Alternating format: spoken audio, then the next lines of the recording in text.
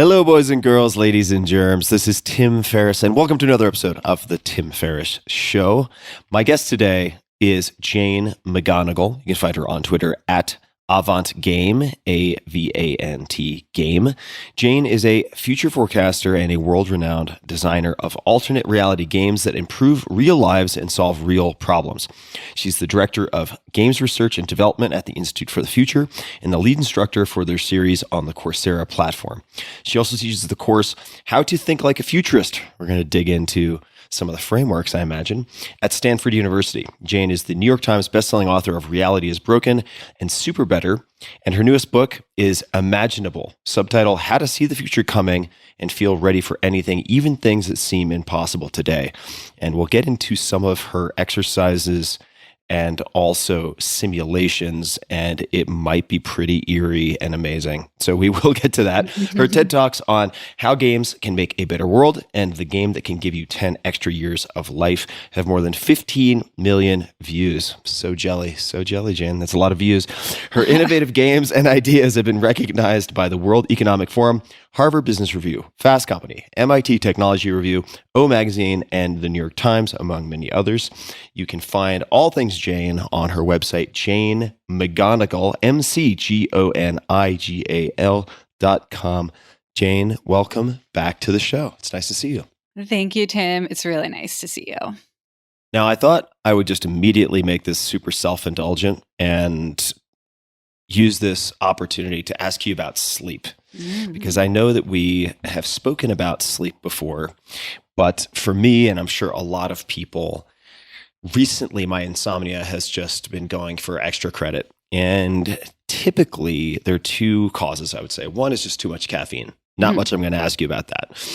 That is something I should just self-regulate. The other one is a hyperactive, high RPM, just mental processing that happens. And sometimes it makes sense, sometimes it doesn't, but the feeling that I'm laying down and my brain just will not turn off. And I know that you have experimented with various things before bed. Have you any recommendations for me or anyone else listening? I have two recommendations. One uses video games and one uses the future. So the video game one, pretty easy. Video games allow us to control our thoughts and imagination, right? They focus our attention on a problem that isn't real, right? It's a game, and we can be swapping candy tiles or catching Pokemon or whatever we're doing in the game. And it allows us to shut down the busy thoughts, the hyper mental stimulation. And it does seem to be pretty effective as a bedtime routine. The only side effect is that you might dream or hallucinate about the game when you fall asleep. So you might see those Tetris blocks falling when you close your eyes, but that's not too bad a side effect. It's, better than Ambien, I think. Yeah, I imagine so. And I just wanted to layer onto that really quickly, because you also mentioned in our last conversation how Tetris can be used to mitigate post-traumatic stress disorder, and in a sense, kind of visually overwriting what could become a sort of compulsive, repetitive cycle of imagery caused by the trauma itself. And that really struck me. Do you have any games that you favor for this if you were going to be using a game before bed, and for how long would you suggest? Yes, good practical questions. First, some good news. The researchers at Oxford University who first did that study about using Tetris to prevent unwanted flashbacks from traumatic events, they had previously done the studies in the lab. They actually started testing it in the field for people who had experienced violence or accidents that sent them to the emergency room, and they were able to replicate the findings in the field since we last talked. So there's even more evidence that it works. For preventing PTSD or just for bedtime, 10 minutes is the dose that's been tested. And so it's not, it's pretty easy just to pull out your phone. I've been using lately Quordle. I don't know this. Quordle is the super masochistic version of Wordle. which everybody's been playing. How do you spell, what is it, Quartle? Quartle. It's Quartle. Quordle. So Got it's just like Wordle, where you have 5 guesses to get a 5-letter word, except you're doing 4 words at the same time with the same guesses. So you have to allocate your guesses to try to maximize information about all 4 words. And you're looking at all 4 words. And I do it every night before I go to bed now. And it's great. I mean, you literally can't think about anything else while you're trying to solve 4 5-letter words at the same time. Wow. So I interrupted because I have no tact and just wanted to talk about the PTSD from the last conversation and segue from that into your recommendation related to games. You said you had another recommendation related to the future. Yeah. So you and I have talked before about this mantra that a lot of futurists have. I think it's in one of your books that in order to look forward, we try to look back at least twice as far and look for patterns in the past in human culture and history.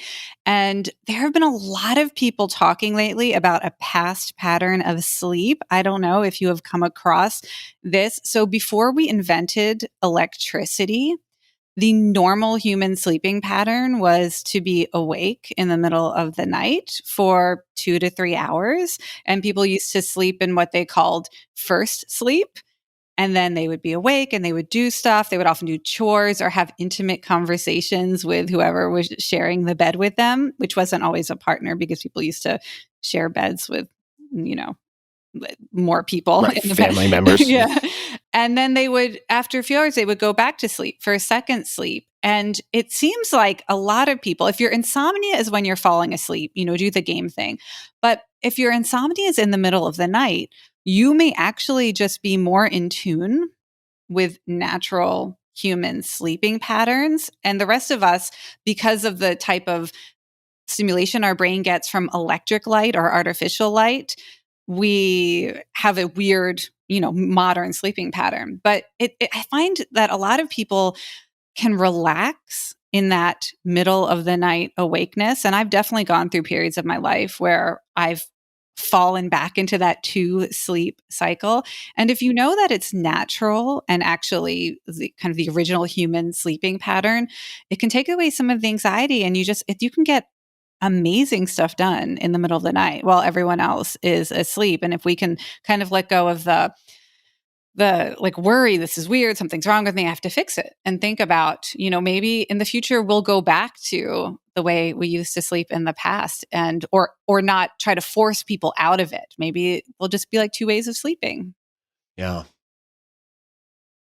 I've always done my best writing in the middle of the night, 2, 3 in the morning. And fortunately, in my case, or unfortunately, it's onset insomnia. So it sounds like I should try the game. Mm-hmm. Do you know why the Oxford researchers chose Tetris? Did they test other games and then choose Tetris? Was it just the ubiquity and kind of simplicity, awareness of the game? What was the reason? So the main reason is that Tetris is widely known to be the most visually stimulating video game that has ever been designed. And what the researchers were trying to do was essentially to take over the visual processing center of the brain, because unwanted flashbacks, the reason we experience them is that in the heightened emotional period after a trauma, our brain keeps replaying it over and over again, especially in this incredibly intense visual form of imagination. And if it gets really locked in during those first 24 hours, it essentially becomes a pattern for the brain that is very hard to disrupt. And there are therapies, but people will go to therapies for years to try to break that pattern. And if you can stop it first, it helps. So Tetris, and everybody, you've had this experience, you close your eyes, you see the falling bricks. There are other games that work. Candy Crush is great. Any visual pattern matching game where your brain is looking at colors, looking at shapes, looking at how things are arranged in space will be really good. Quordle works for me because I wouldn't use Quordle for a trauma, but it works for me for insomnia. But depending on how much, if you're trying to stop visual thoughts, like if you have a really vivid imagination, the visual games will work better. And if it's just sort of abstract thoughts, you can really play any game that you like. So let's segue to the foreshadowing to Nostradamus, McGonigal to Mick Nostradamus. Oh my God, I love it. I'm getting a t-shirt that says that. Oh man. So please describe what happened when you led more than 20,000 gamers in a simulation in 2010, because it is pretty spooky. Right. Okay, so I should just very quickly explain that one of the kinds of games that I specialize in creating is something called a social simulation, which is where you get thousands of people to spend several days or weeks on a fictional social network. So basically build like Facebook from the future or Twitter from the future. And people come and they share messages and photos and videos and stories about what's happening, but it's all imagined 10 years in the future. And to get people all imagining the same future, we give them scenarios. So we say, okay, it's 10 years in the future. And one of the most popular simulations I created, we ran it in 2010 with the World Bank, and it was set 10 years in the future, so the year 2020. And we asked them to imagine a series of cascading global crises, and how would they feel? What would they do? How would they adapt? How would they try to help others? And it started with a respiratory pandemic that started in China. And then there was a misinformation and conspiracy theory group called Citizen X that started to spread all kinds of crazy information, and people couldn't figure out what was really going on, and they weren't trusting the government. And then they started experiencing historic wildfires on the West Coast due to climate change. I mean, it was essentially everything that we actually lived through in 2020. But back then it was fictional, it was hypothetical. And we asked people, first of all, we want to just get some collective intelligence. Like, let's say you've been told to isolate for 2 weeks. Can't go to work, can't go to school, can't go out. Under what circumstances would you break this order, right? Is there something that would make you feel compelled to go out, even if you've been told not to? You're contagious, you're at risk. And the number one thing people said was for religious services, because it's so deeply ingrained in their values and the community is so important to them. We also heard weddings, funerals, and of course, these turned out to be the super spreading events, the hardest to shut down when the real pandemic happened. People said, I'm worried about schools being closed and how I'm going to work and take care of my kids at the same time if suddenly we can't send them to school anymore. A lot of women expressed concern that they would be the ones who'd have to stop working.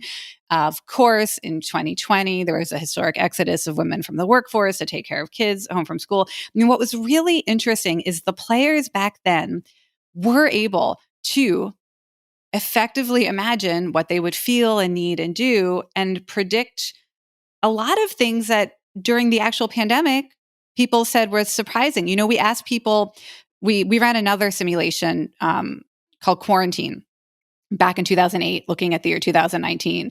And we asked people during that simulation to wear masks. We gave them masks, we sent out masks, and we said, just try and wear these in your everyday life. And what is it like? And how comfortable is it? How socially awkward is it? When do you really need to take the mask off? And would you be able to adapt to it? And what we heard, was it was going to be very hard to adapt. And there were so many social norms in the way, and the physicality of it, and the difficulty of expressing our emotions and feelings and connecting to others. And, so we're like, great, even though it sounds like a really rational intervention during a pandemic, when the real pandemic rolled around, we're like, this is going to be really tricky and people aren't going to want to do it. And so, I mean, it's just amazing how much we could learn that when the real pandemic happened and all the other intersecting crises, people said, well, that was unimaginable or that was unthinkable. But no, people are experts on their own futures. And if you ask them before the crisis happens, before the disruption happens, you can get really actionable evidence. But Tim, can I tell you, what for me is the most important thing that happened as a result of all these people simulating. Tell me all the things, and then I have many follow-up questions on this story. Please continue. So, I started hearing from people at the start of 2020. I mean, people at the World Bank who had worked on the simulation, and they were like, are we reporting out? Are we like following up? Because the world looks exactly like we imagined. But also from participants, from players. And they were writing me very early on, before most people were even paying attention to what was going on. They told me like, ever since that game, pandemics have just been on my radar. It's like I pick up the information faster than other people. I notice the change faster. They were writing me in early January when most people were not really thinking this was going to affect them outside of China. People were writing me throughout 2020 saying, this has been terrible, but I feel like I experienced less anxiety and depression than my friends and family. I felt less shocked. It didn't take me as long to accept reality. I mean, Tim, I don't know if you remember, we were fighting reality early in this process. People did not want to change. Businesses did not want to send their workers home. I mean, I think a lot of people are still fighting reality, but yes. And the thing that I spent like the last 2 years studying all of these people who participated, how they suffered less during the real crisis. And it wasn't even necessarily like, well, some people avoided getting sick better than others, but it was that the first feeling they had, the first emotion they had when this all happened was pre-recognition, which is an incredibly positive emotion. It's like you said, Nostradamus, right? That feeling of having been right. I knew this could happen. I saw this coming. That makes us feel smart. It makes us feel capable, confident, powerful, even when we're in all this uncertainty and disruption. And having that be your brain's first reaction to a new adverse situation, it turned out was really powerful. And it allowed people to feel less shock, not get frozen, not be in denial, overcome normalcy bias faster, and get on with adapting and helping themselves and others. We're going to, of course, get into many facets of seeing the future coming or envisioning the future coming, different tools, different games. But let me double click for a second on this 2010 simulation. So there are two questions that I have. The first is, how did you, or how did the team, or how did someone else arrive on these particular scenarios? And then the second question is, what other scenarios were there, if any, that did not come true or that have not yet come true? Okay, good. So let's see. I mean, so there were really two big simulations we were running at the time. One was Superstruct, which I was running with researchers at the Institute for the Future. And the other was Evoke, which I was running with the World Bank. And I would say that one of the biggest inputs into deciding what scenario to simulate was a new resource that had just been published for the first time. The World Economic Forum published its first annual report on global threats, which they now do every year. But this was the first time they had published it, and they were asking business leaders, government leaders, creative people, the smartest people they could find, the most powerful people they can find, and ask them, what's keeping you up at night?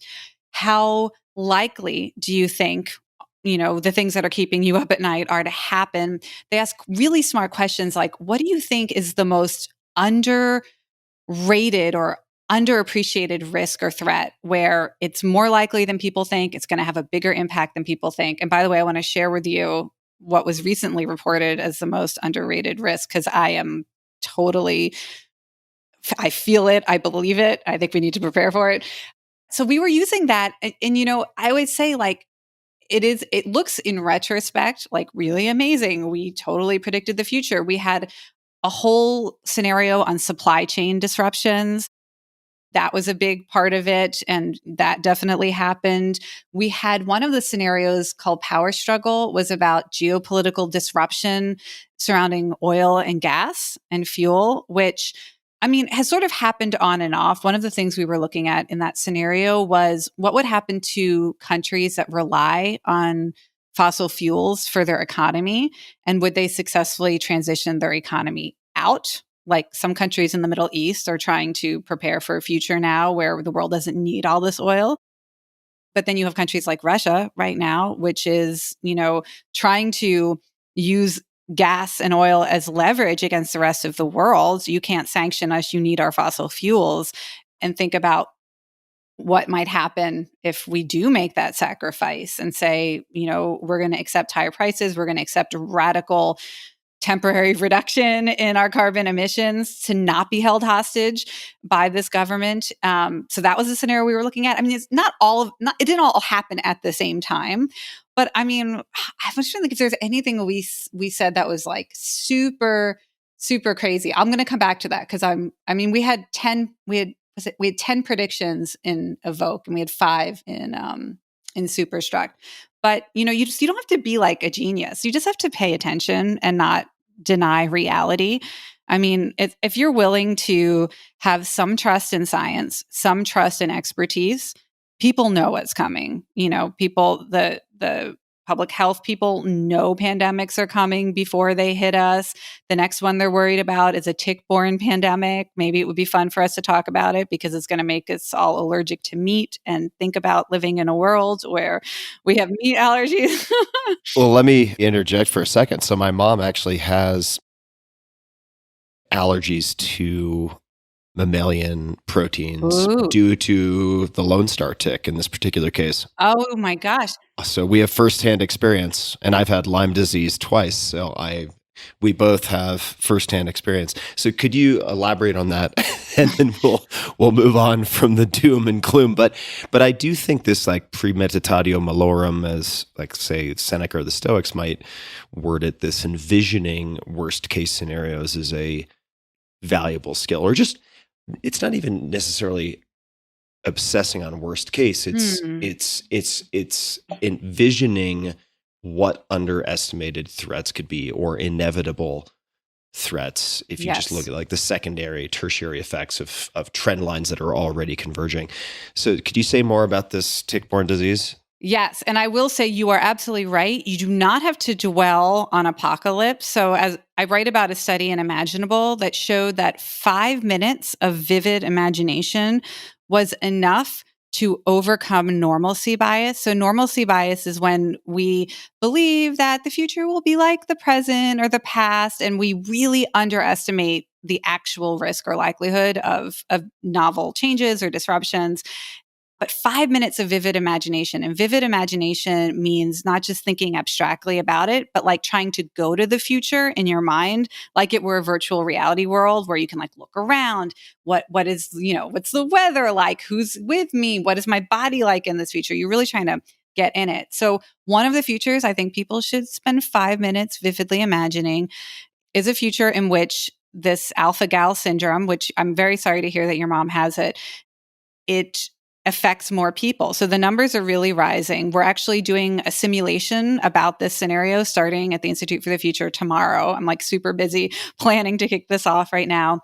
And I mean, the signals look pretty significant. In the United States, there are regions of the country, particularly in the Southeast, where 33% of people have already received at least one of these tick bites and already have sensitivity to this sugar molecule that shows up in animal products. So it's meat, but it's also gelatin. So if you're like eating gummy vitamins, you can't do that anymore. There's gelatin in toilet paper to make it soft. Gelatin encapsulation. Yes. Also, if you take capsules, most capsules contain gelatin. And I took my family to Japan, where I've spent a lot of time as an exchange student and just love the place. So I finally took my family there, and we had to take my mom to the emergency room because she had dessert that had gelatin in it. Oh my goodness. Often used for binding purposes. And it is surprisingly ubiquitous. Yeah. So, in the scenario that I've developed around it, there's a meat is everywhere campaign, public service announcements to let people know the sort of hidden animal products. But also what they're starting to see is if you have a lot of exposures to these molecules, even airborne meat can trigger a really dangerous allergic reaction. So if somebody's doing like a cookout, a backyard grill, even just smelling the smell of meat cooking. And so I'm just trying to imagine, what happens to our eating lives, to our rituals and traditions, to the restaurant industry, to groceries, to the world, if 1 in 10 people on the planet are living with this. And it is, when we come up with scenarios, we're looking for signals of change, evidence that certain futures are becoming more realistic or more probable. Ticks are now moving into areas they haven't lived before. In New York City, it used to be urban parks were safe. Well, researchers just found disease-bearing ticks in all of the public parks in New York City. Here in California, we have them on our beaches now, which they didn't used to be hanging out on the beach. The beach was a safe place. Now there are ticks on the beach. So it's like, this sounds terrible. Probably we don't want to think about it. We don't want to spend too much time thinking about a future where we're all living with this. But I promise if we spend 5 minutes imagining it now, we will notice change faster over the next decade. If we need to prepare for it, we'll be ready. We won't be shocked. We're not going to be in denial. We're going to be ready to help ourselves and others. And so give it 5 minutes. Just imagine waking up and some of your family members have this alpha-gal syndrome, or your employees do, or students at your school do. It's just, what's different now? Look around. What are people doing differently? What are some of the assumptions underlying the expectation that this will continue to spread at a high rate? I mean, one of the theories that I've come across, just because growing up on Long Island, you were in the middle of the red on the CDC map for tick-borne illness. And certainly most people have associated it with the Northeast, right? Lyme, Connecticut, then lending its name to Lyme disease, et cetera. But what are some of the assumptions that underlie the expectation of growth? One that I'll throw out there is climate change leading to two issues, in some cases overlapping breeding cycles, but also not killing ticks. And therefore you just have this kind of accumulation and multiplication. But are there other things you'd like to highlight? The climate change is the big driver right now of increased tick populations. Also changing how close humans live to the wildlife interface. So as we're developing into areas where we're up against forests and mountains and other natural areas, we become more in contact with animals that carry ticks. Another reason that it might increase is if you have a lot of exposure to meat and animal products after you get bitten by one of these ticks. So the first time it bites you, you may not notice anything, which is why I say, 33% of people in the Southeast have already developed the beginning of this sensitivity. If you get another bite, it increases. But also, if you just continue eating a lot of meat, you develop more and more sensitivity. So it's just like one of those allergies where the more you expose yourself to it, your body gets angrier every time, heightened immune response. So not just in the United States, but in other parts of the world, meat eating is on the rise as people come out of poverty and they want to eat more of a Western diet and more protein.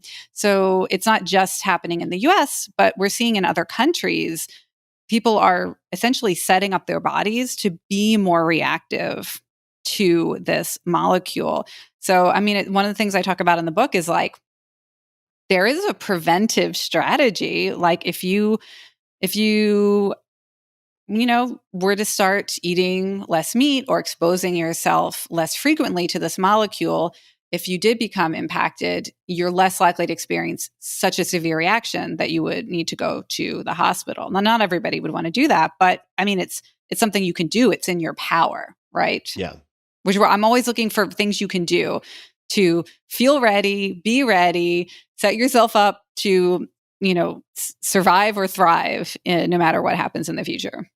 Now, just to play stand-in for some people in the audience, they might say, well, wait a second. I think Jane is probably a vegan or has some secret mission to reduce meat consumption and therefore is biased. But let me, so you can speak to that if you'd like, but let me just mention, you could go the other way. The exercise doesn't have to lead that direction. You could also say, well, and I'm not suggesting that people do this, right? But it's not found in fish, reptiles, birds, or people. So alligator farms, ostrich farms. I mean, you could go in a different direction, right? Yeah, I mean, I believe cricket you can protein. Yes, you can eat crickets. You can eat poultry. I think it's still fine. I think, shellfish is still fine. But it's funny, in the scenario, I actually have one of the things that we anticipate happening is people who are convinced that alpha-gal syndrome is a hoax. So they think it's a lie perpetrated by the plant-based industry to increase profits, or it's the work of a feminist, militant, vegan global secret society called the Alpha Gals, designed to scare people into adopting a vegan lifestyle and possibly lowering their testosterone by eating less red meat. So we're already anticipating the misinformation and conspiracy theories. You know what? I was vegan for a while. I'm not a vegan anymore. So you cannot pin that on me. I'm not currently... Although I don't eat red meats for whatever that's worth, but I'm ready for this future. Other questions, and I don't know the answer to this, but for instance, in the case of Lyme disease, and I'm not giving medical advice, I don't play doctor on the internet, folks, but because I've had it twice, and the second instance, which was very severe, we've talked about it before, so I won't belabor the point, but basically felt like I had early onset dementia for about 9 months. Joints were so sore. It took me 5 to 10 minutes to get out of bed in the morning, was forgetting friends' names, things like this, slurring speech. I waited for the appearance of symptoms, incorrectly assuming, as many locals where I grew up do, that if you don't have the bullseye rash, you don't have Lyme disease. Incorrect. There are many instances where dermatologically you're asymptomatic, but then develop Lyme disease. So in my case, again, I'm not recommending anyone do this, talk to your doctors, but I always carry a supply of doxycycline, which is a common antibiotic. And in the case of any embedded tick, so not a tick walking on the surface of my skin, but any tick that is embedded. And just to paint a picture for folks getting immersed, like you said, if you go walking, let's just say in Montauk on Eastern Long Island, and you take a hike on public land, there's a very good chance at certain times of the year that if you pull your socks up over your pants, do everything right, put on some type of spray, you'll come back with 10 to 20 ticks on you. And that is avoiding tall grass. So it is incredible how much that density has increased. And you see different seasons where it's just absurdly dense. However, where I was going with that is, right, if we're looking at some of the ripple effects of this type of phenomenon, or just this type of story, right? The meme of this prediction spreading, if it were to spread. Does doxy or do other medications have any prophylactic or kind of the morning after pill like effects on being bitten by a Lone Star tick? I don't know, right? But if that were the case, you could envision a world in which all of a sudden you have 10, 20 different ripple effects just caused by, say, stockpiling antibiotics or other drugs. Absolutely. So antibiotics don't work to prevent the sensitivity from developing, but one of the ripple effects that we forecast in this scenario is a run on EpiPens, because you might suddenly have going from hundreds of thousands of ER visits in the country for anaphylactic shock in a year to tens of millions of ER visits for this. And, one of the things we talk about, entrepreneurs will start selling EpiPen holders, and you can wear it, strap it to your thigh or strap it to your arm. There's a fashion that develops around the socks that we wear over our pants. In the future, that's the Instagram influencers are going to be selling the socks that go all the way up over your pants. I mean, you can imagine, all kinds of things happening, but I say okay, well, what if you wanted to spend 5 minutes a day feeling more ready for this future? I mean, learn how to use an EpiPen. If you don't know how to use one yet, that's a good one. Learn how to do a tick check. You can actually go to your doctor today and request a test. I think LabCorp will also do it. So it doesn't really matter, if your doctor's into it or not. You can go to LabCorp and request a blood test to see if you have sensitivity to the alpha gal molecule yet, so you can know if you're at risk. And if you're not at risk, like, great. Because again, the first bite usually is not a problem. But maybe you want to know that you actually have sensitivity to this, and that might make you try a little bit harder to avoid the tick bites in the future. Now, is this the threat that you were alerting to earlier that the World Economic Forum had put into the more current editions, or is it something else? No. Well, okay. So, and I promise we're not going to spend the entire time talking about threats as much as people follow Enneagram. I'm a self-preservation 6, so sorry. But what was that threat? Well, and this one, I think there's like a silver lining to this threat. I'm actually kind of excited about this threat, if that sounds a little bit weird and twisted. So the number one most underrated threat was global youth disillusionment.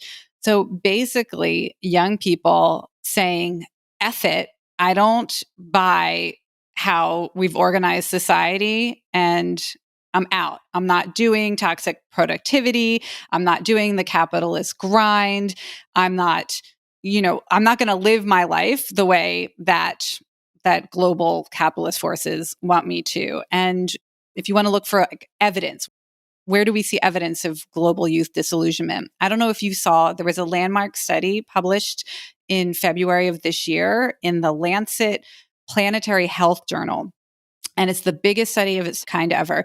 They interviewed over 10,000 young people aged 16 to 25 in 10 countries. So Asia, the Middle East, Africa, Europe, North America, Latin America.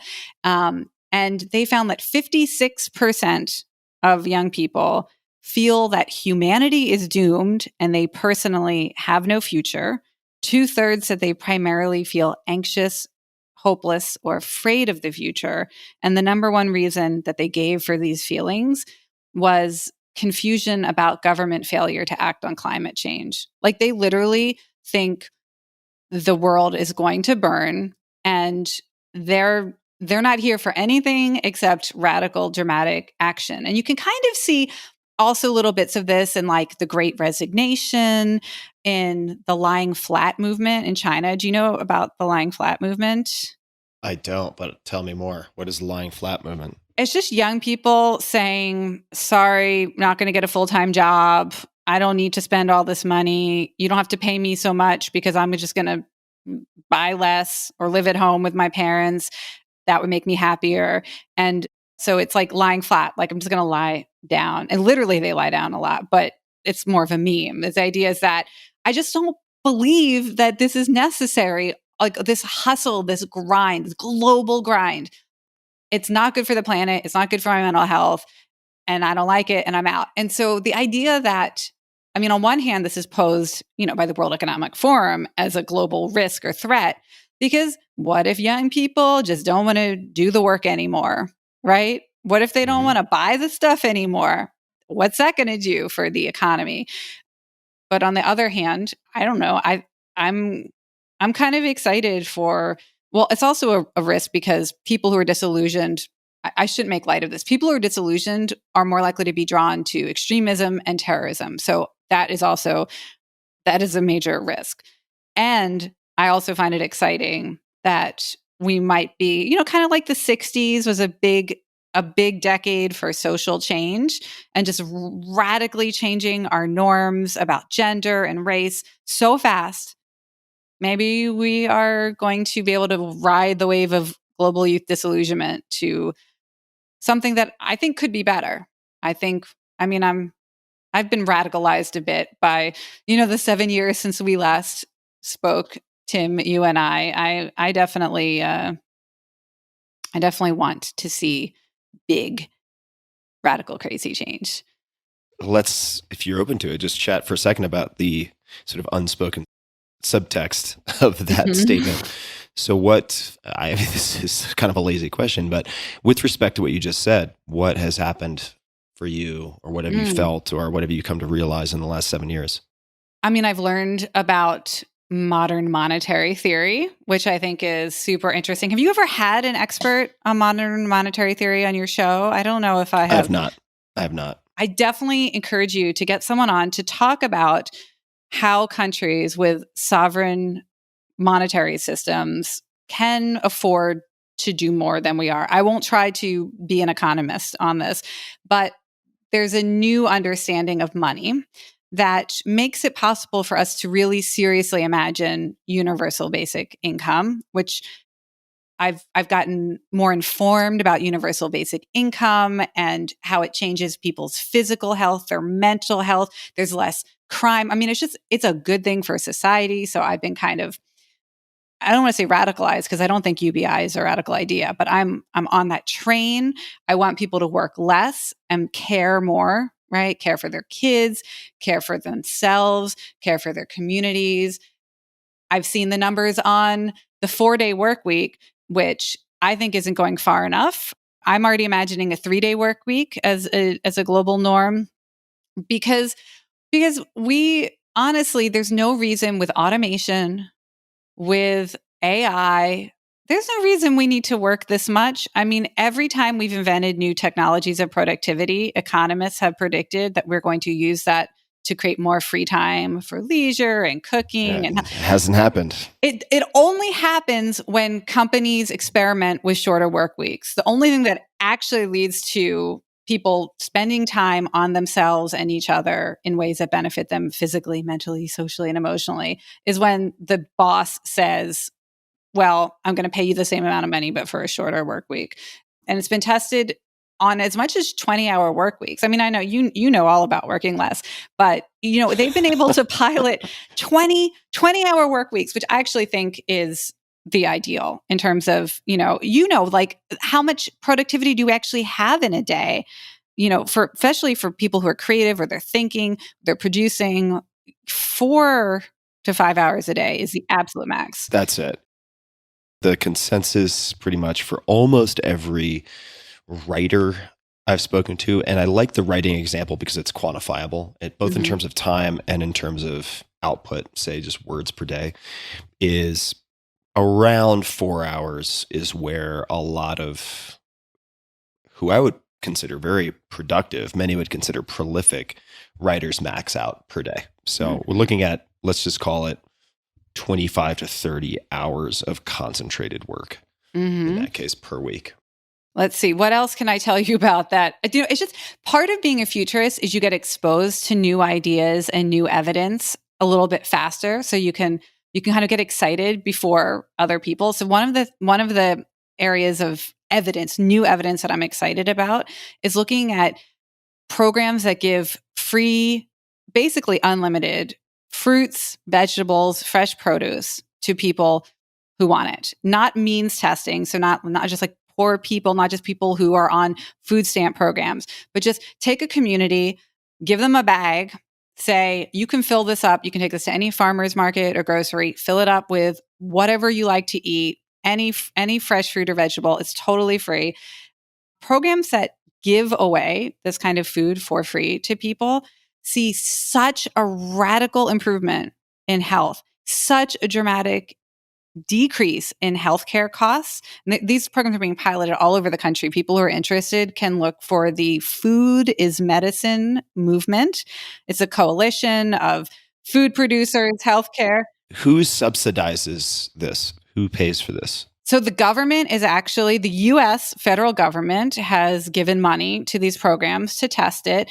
You would never know about it. I don't know why this is not more common knowledge. It's like hidden away in some farm bill. I mean, there should be more awareness of this. And then there are also philanthropists who are funding it. There's health insurance companies doing pilots because they think they can spend less money on healthcare if it's just easy. And you know what I love about it is like it creates this feeling of abundance. So in Imaginable, I ask people, just imagine you have this like tote bag with a QR code on it that's attached to your profile. So you can take this bag wherever you want once a week and just get whatever you want for free. And just how good that feels. And we can imagine that when we go to a market, we can look around and just imagine, like, what would I? And the feeling of abundance instead of scarcity, of having what we need, the emotional quality. Like this is not just a physical health intervention. This is a mental health boost to feel like we have what we need And this, I don't know, if we can create more abundance in the future, any way we can do that, we fight less. There's less, sense of other people as being competition. If we all have what we need, that's a world where I think we can be a little bit happier and nicer to each other. And I would like to live in that world. So I'm going to ask you about urgent optimism in a moment. First, I want to just bounce some non-professional thoughts / I wouldn't say, in some cases, predictions off of you, and just get your thoughts. So the first one is, you mentioned universal basic income, and what we're already seeing in places like, say, the Philippines with Axie Infinity is people playing to earn. So playing a game, earning income to the extent that there are so many players. On some level, they represent such a significant percentage of a politician's constituents that they can now impact elections. And this trend, I think, is only going to explode. I don't see any countervailing force. Maybe there's some regulatory action, but regulatory action is often determined by political action. Politicians like to be reelected. So it really depends, which is the same way that, say, Uber took a lot of cities, right? They could harness the power of their, in this case, users and drivers, but mostly users, not even people making their livelihood automatically, to kind of overthrow policy in a sense, override policy. So that's one. I'll throw out a couple of, do you want to comment on that first? There's so many things about what you said. I'll throw two things out at you. Okay. Yeah. So one aspect of it is cryptocurrency, right? In Axie Infinity, they're earning money by essentially mining cryptocurrency as they play.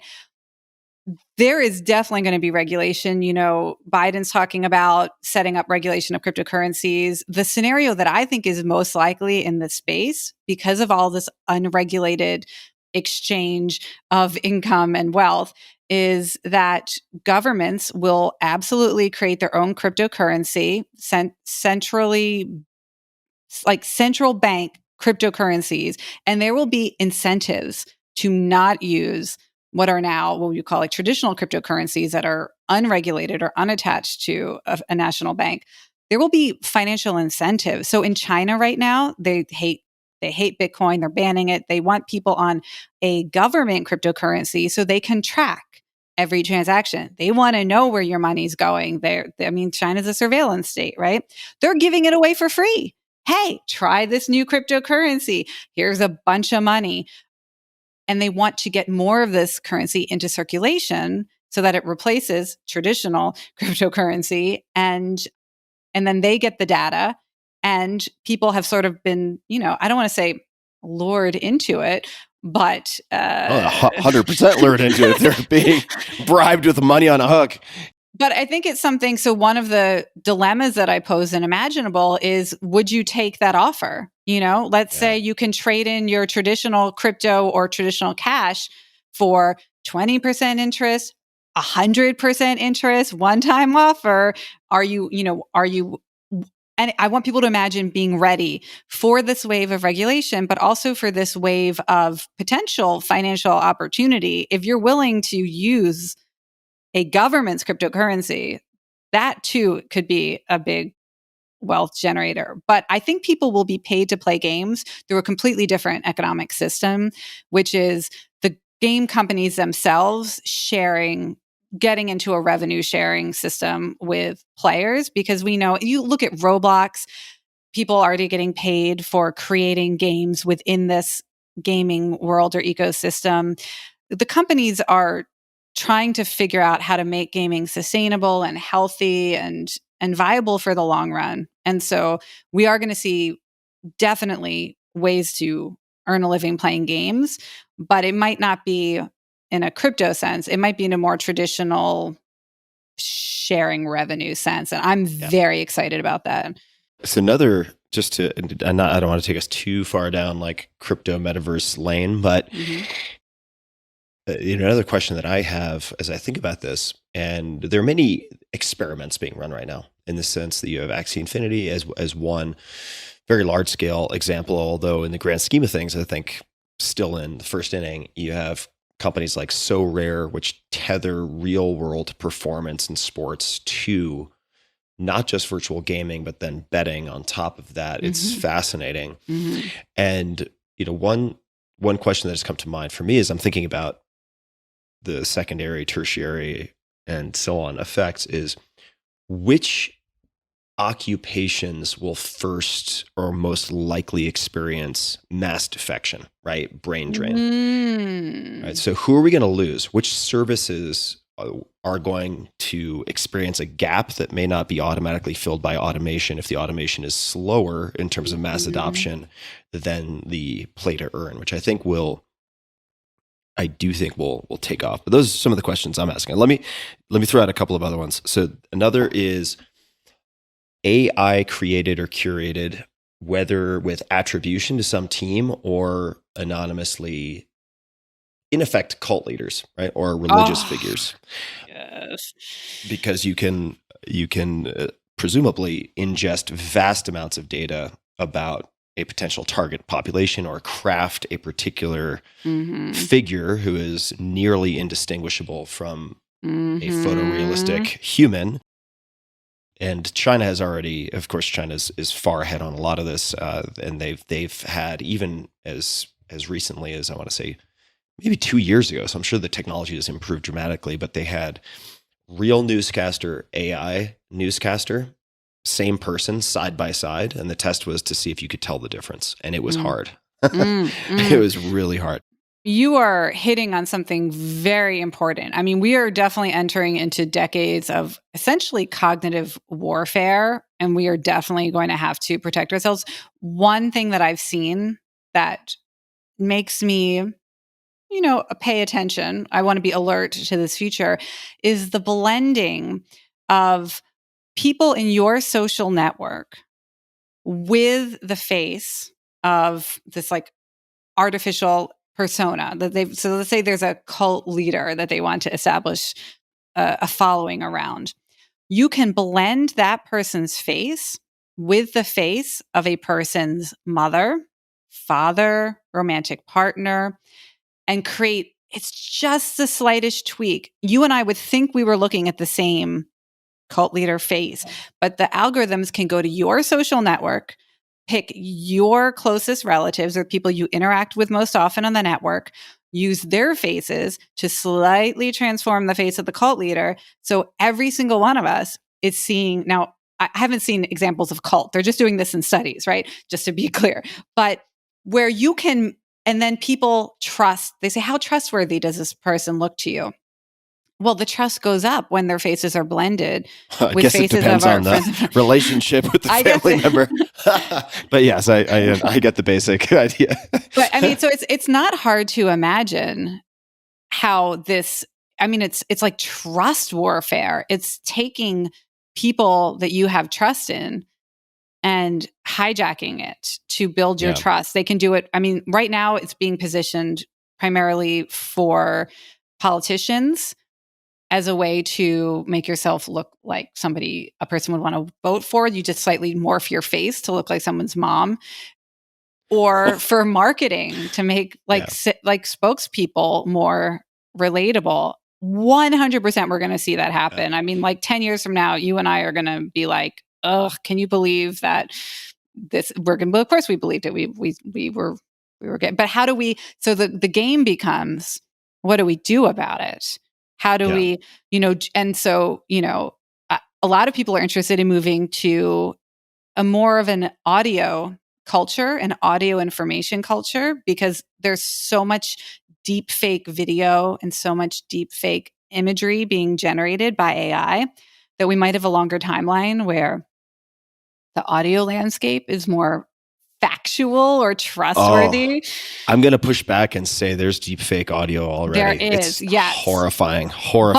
But most people, but this is great. I love how you're pushing back because the technology exists, but what does not exist yet is the data sets. So whereas we have facial information about virtually everyone on the planet. Unless you're me and you've recorded 600 Yes, episodes of a podcast, I'm fucked. Podcasters are the first people at risk here. So I think about that future because I'm often asked by technology companies to think about unanticipated harms of their products and services. They don't want to wake up in 10 years and realize they just destabilized democracy again or what have you.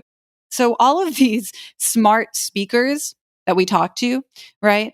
And so we're talking to Siri or Alexa or the Google Assistant.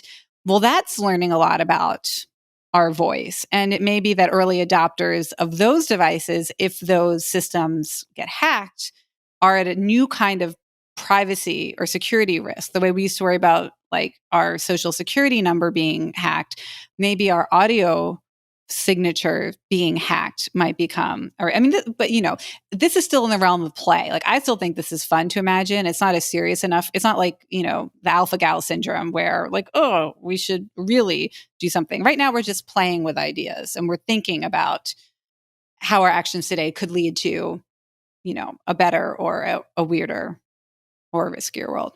Well, let's get weird. So I encourage people to listen also to my last conversation with Eric Schmidt around AI.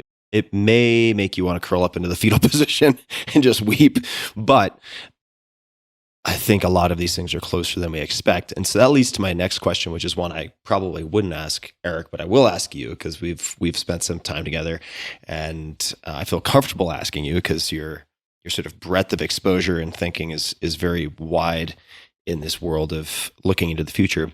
So let's talk about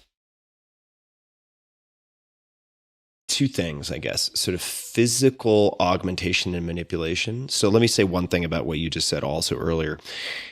If someone has data on your likes and interests, presumably one could, you like Rihanna? Great. When we show you an ad for a fill in the blank and we know you're a female, we're going to like take 10% of her attributes and blend them into whatever AI face is talking to you.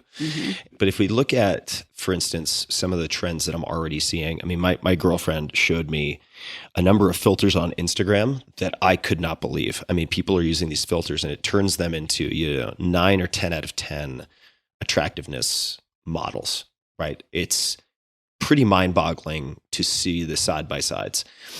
And so my next question is going to be related to sort of porn and virtual sex, because younger, as I understand it, and I don't have the direct source or citation for this, but it seems to be that younger generations are actually having less and less sex, and there could be many different causes. There probably are many different causes, but it would seem to me that in a world of kind of ubiquitous beauty, if people are able to modify that, and ubiquitous kind of extreme sex, that a certain insensitivity develops, right? Where the real world pales in comparison. And, you know, I follow VR, less so AR, but VR reasonably closely. And I do think, you know, Ready Player One is probably closer than we would like to think.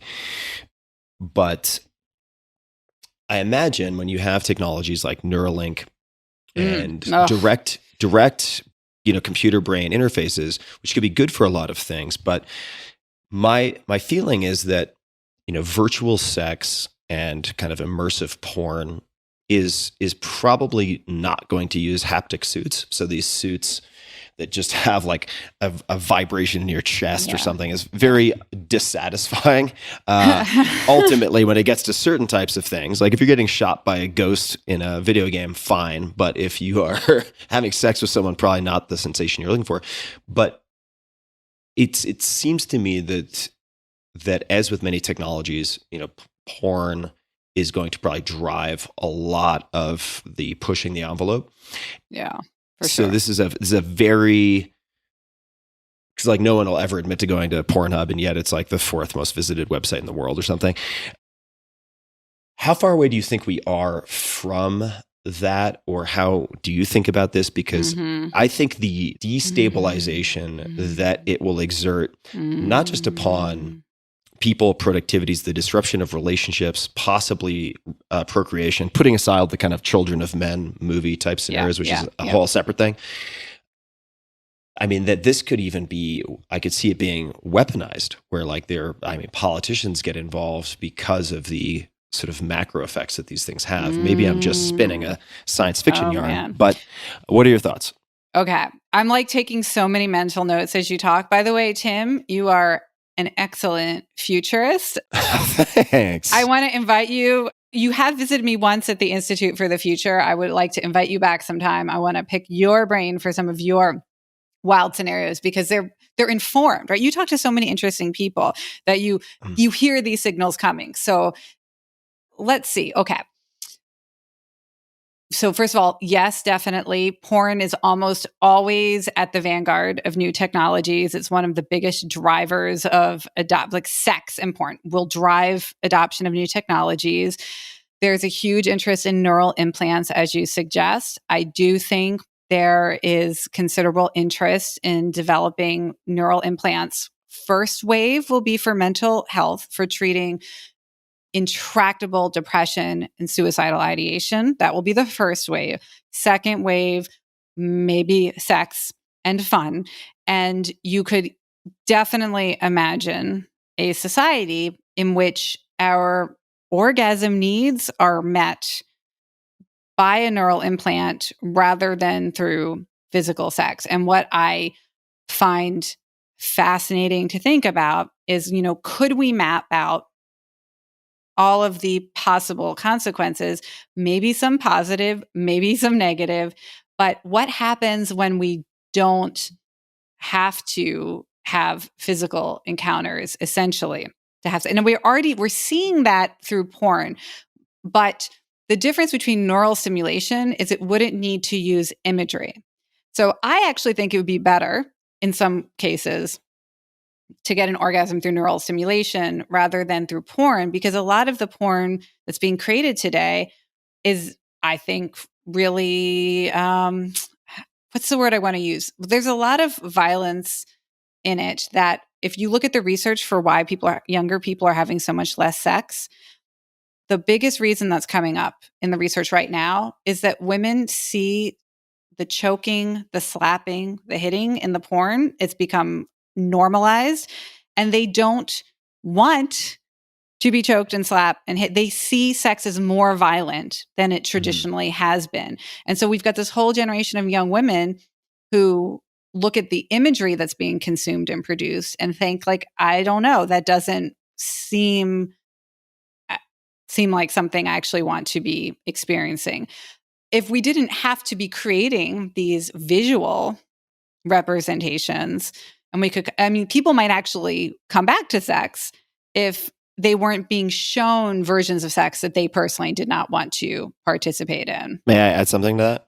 Yes. So I because think it's all crazy and hypothetical. Yeah, no, I think a huge part of it is that males become desensitized to the appeal of, let's just call it everyday or normal sex. Because if you can have a threesome or foursome with like, nubile young women who will enthusiastically do anything, even if it doesn't include violence and these other sort of acts of aggression. Let's say it's not that. Let's say it's just all fun and games. But if you kind of have access on demand to the most outrageous fantasies that you could possibly have instantaneously with broadband, I think there is a desensitization. Also, I think sex drive from males who are, I think if we want to call a spade, typically sort of initiating interest or sexual advances. If they are constantly depleting themselves physically, there are kind of physical self-regulatory mechanisms that will lower sex drive, right? So I do think that's a huge part of it. Right. And it could change culture. I mean, if men are just acting differently, if women are acting differently, so much of society is right now oriented around finding sexual partners. Our grooming, our physical routines, our social encounters, like our dreams, our hopes that we imagine for ourselves.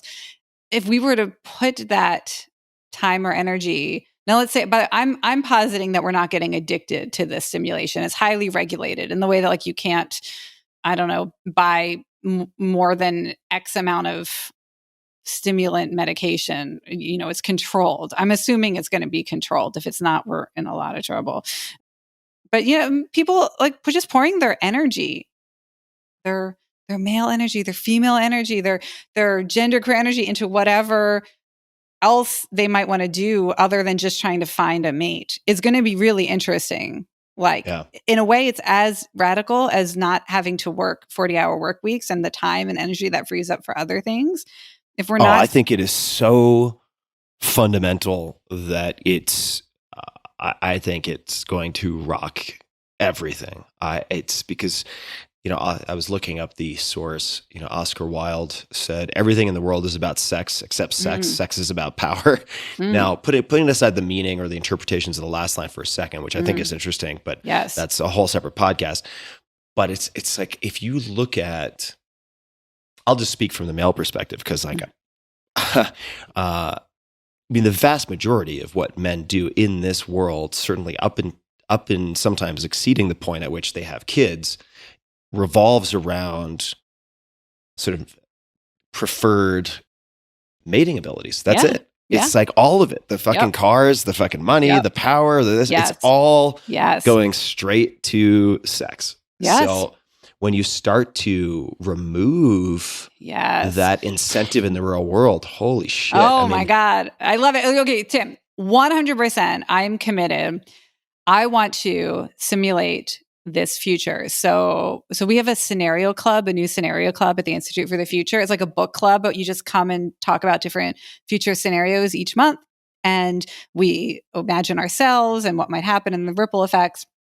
And I'm going to do this year a future of sex scenario for our scenario club, which, by the way, is open to the public. So I hope people listening who are incredibly have their brain on fire thinking about this possibility that you have put in front of us, they should come to Urgent Optimists, which is our future imagination club, and they should join Scenario Club and come imagine the future of sex with us this year, because you have planted that seed. I'm going to water it. We're going to see what it grows into. And on which website can people find that? That is Urgent Optimists, like plural, because there's a bunch of us, .org. Okay, urgentoptimist.org. We'll also put it in the show notes. Cool. So lest we allow the apathetic youth amongst us just turn into, some version of 12 Monkeys or worse. I encourage everybody to rewatch that movie, by the way. You should also rewatch Ready Player One and Children of Men, and possibly reread Snow Crash, but that's a whole separate thing. We need more movies about futures we want based on that list that you just read. I know. Although, we were chatting before recording about my conversation with Margaret Atwood, and she writes a lot about near-term kind of dystopian, people would consider dystopian futures, but she's very optimistic, which is interesting. So let's talk about cultivating optimism, or definitions of optimism. What is urgent optimism? So urgent optimism, that's actually a phenomenon I first identified when I was studying the psychology of gaming. So something interesting happens with people who play video games often is there's a certain neurocircuitry pattern that gets really strengthened and easy to activate that involves the reward system and the learning centers that makes us feel like I got this. It's like the neuroscience of I can do this. And we feel more physical energy, more mental focus, more hope that something good could happen, more expectation that we can make something good happen through our own efforts and actions and abilities. And what my research eventually showed was that essentially every video game is like a psychological experiment. It's like a training ground to convince people that they have power, right? You go into the game, you make choices, you take actions, the virtual world changes, you get better, you're improving your skills, you're achieving goals. This whole experience and journey of essentially building this sense of power that we have to impact the world and how the future of the game turns out. What I've tried to do in my work is figure out how do we develop that sense of power and the real ability to get new skills and achieve more ambitious goals in relation to reality and in relationship to the future, so that we're not just feeling this when we play a game, but when we think about the future of sex or the future of food or the future of religion or the future of democracy, whatever we want to think about, that we feel that same sense of urgent optimism, that I know for sure there are things I can do today that will impact how the future turns out for the better through my own power. And there are 3 habits that you can practice that build urgent optimism. By the way, the best way to do it is just to play these future simulations. I mean, that's like the fast track. That's the cheat. I tend to, as you've probably noticed, when I play out the future scenarios, I almost always go negative. That I think is part of my superpower. So it's like I saw COVID coming from a mile away. I was able to prepare, make a lot of decisions that were great decisions early. But I'm sort of constantly future pacing to the next disaster, right? That's and people like what they're good at. It's like stretchy, flexy people like yoga, even if yoga didn't make them stretchy, because they get to be like the Michael Jordan of the, Hatha flow or whatever the hell. So good. I'm glad you said that. So urgent optimism does not mean thinking that everything is going to be good. It does not even mean imagining better futures. In fact, urgent optimism is often something we develop by thinking about, as you said, the next risk or threat or disaster. But the key is we have to practice these 3 habits and we have to take it to a full cycle. You might be stopping someplace where it doesn't actually feel good yet. So we got to do these 3 things to feel good. Story of my life. Yeah. So please continue. Sorry to interrupt. Oh, no problem. Okay. So the first step is mental flexibility. So mental flexibility, it's the opposite of having a fixed mindset or being stuck in assumptions that the future will be like the past. So to get mental flexibility, you're always looking for these signals of change. You're paying attention to weird stuff that's happening that maybe has never happened before. You're putting kind of like your ear to the ground so that you can notice change faster. One way you can increase mental flexibility, besides just trying to pick up on these signals of change, is just to vividly imagine scenarios that other people would describe as unimaginable or unthinkable. So like we're just trying to go to this future of sex with the neural implants, or we're going to the future of where we can't trust video or faces anymore. When you put yourself into this future and what would it feel like when I look at my computer screen? What emotions am I feeling? What am I seeing that I've never seen before? That overcomes the normalcy bias. So the first thing you're trying to do with urgent optimism is just to not be the person who gets stuck saying, that could never happen, or like, ugh, I don't know, I can't even imagine it, so I probably don't have to worry about it. We're trying to improve our ability to imagine things that have never happened. So that's mental flexibility. The second practice is realistic hope. So realistic hope, and I'll give a really good trick for this, but realistic hope is having a balanced mindset where you are both aware of the risks and threats it makes sense to worry about and prepare for and ready ourselves for, but also all of the new technologies, the new policy ideas, the new solutions, social movements, all the positive stuff that could make a better future or help us avoid these risks or transform it into something that is a world we actually want to live in. And one of the simple habits that I teach people to do is just go to Google and type solution for whatever problem you're worried about, solution to climate change. Instead of just worrying about climate change, type it into the Google News and see what weird solutions, like learn more about carbon capture, learn more about geoengineering and solar radiation management. We have to fill our brain with the pathways forward as we're also holding in mind the risks and threats. And this is just most people tend to have more of one than the other. So we're trying to balance it out. Who, me? I just want to add one quick thing, because this is a good place to put it. Just in the process of doing research for this conversation, I found another example of using Google that might be, this is from you, that might be helpful also for that improvement of kind of future-focused imagination of the so-called impossible or unimaginable. And that is making a list of things you're interested in like food, travel, cars, city you live in, shoes, dogs, music, real estate. This is from slate.com. And I think it's from one of your courses at Stanford, which is How to Think Like a Futurist. And it is once a week, just do a Google search for the future of ... Yes, once a week. So I say make it Fridays, Future Fridays, easy to remember. I like that. And you just type into Google. And I suggest Google News because what you're looking for is new stuff that you don't already know about. So you want the latest.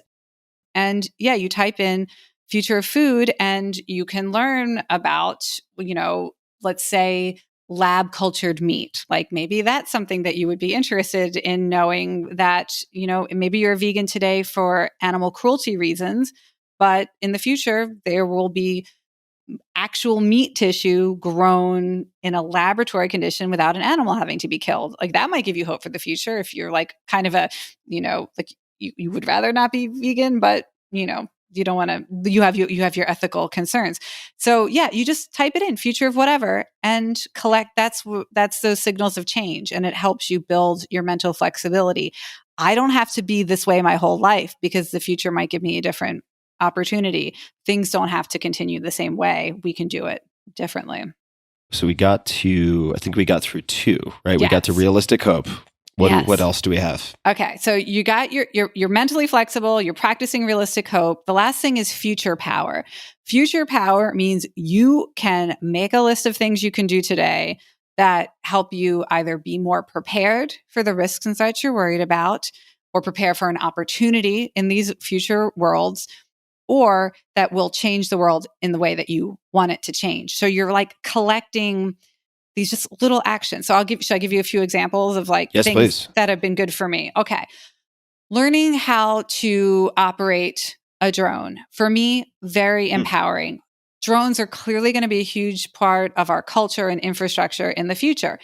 I want to know how to operate one, particularly the ones with cameras, because that is really interesting to me. It's interesting to me for art, for storytelling, for journalism, for documenting human rights violations, or being a witness to things that the world needs to know about. For all of these reasons, I just ordered, the not an expensive drone, a cheap drone on Amazon, and learned how to fly it. And I taught my kids who are 7 years old now, right? I taught my daughters how to use it too, because it's just something fun and easy we could do to be ready for a future in which it would be good to know how to use a drone. Another one, have you heard of adversarial makeup? No, I have not. All right. You got 5 minutes. Go find a YouTube video for how to apply makeup that interrupts the algorithms used in facial recognition. So that's cool. Because during the pandemic, people were like, well, we'll just wear masks. And if we don't want to be surveilled by our faces, we'll wear masks. Well, during the pandemic, there were so many people masking that all of the big facial recognition companies had to learn how to recognize people just by this little band of our eyes. And the pandemic actually inadvertently made this huge advances in facial recognition because companies now, they only need to see this little bit. But you can apply eye makeup to throw these algorithms off their game. And it's better than wearing a mask, I think. It's more comfortable, it's more social, and it's fun, and it's expressive. So we might wake up in a world not too far from now where people on their phones have facial recognition apps. I mean, we're not just talking about the government or police having this technology. We're talking about it being in every dating app and every social network. I want it. Who's that person? Click, learn all their stuff about them. So, you want to be ready for this future? Take 5 minutes. Learn how to apply makeup to interrupt it. I'll give you one. Can I give you one more? You can give me 5 more if you'd like. I'm not in a rush. So one thing that I really want to recommend people do in 5 minutes, if they haven't done it yet, is to install an app on their phone that can be used to create a mesh network. So do you have any mesh network capabilities on your phone? Yeah. On my phone, no. I don't think I do on my phone. I have used mesh networks and I've used them at home, but please explain this phone example. You can get an app like BridgeFi. And what they do is if the internet goes out during extreme weather, during a government mandated internet shutdown, which happens in dozens of countries right now.